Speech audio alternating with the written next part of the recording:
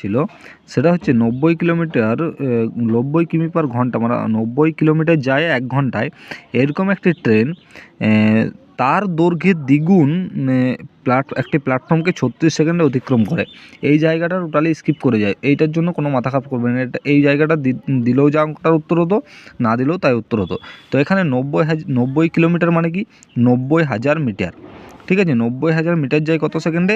3600 সেকেন্ডে। ঠিক আছে, 3600 সেকেন্ডে। তাহলে 36 সেকেন্ডে কত যাবে? তো এটা সিম্পল করে দিলেই হবে যে 3600 সেকেন্ডে যায় 90,000 মিটার, 90,000 মিটার, তাহলে 1 সেকেন্ডে যায় 90,000 বাই 3600। ঠিক আছে, এবং 36 সেকেন্ডে যায়, এর সঙ্গে 36 গুণ করে দিলেই সেটা পেয়ে যাবে। তো 3600 হবে, এখানে 0 0 0 0 কেটে গেল, 36 এখানে কাটা গেল, অতএব 900।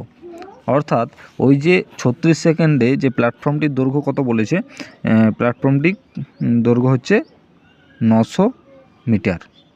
ঠিক আছে, উত্তর হবে 900 মিটার।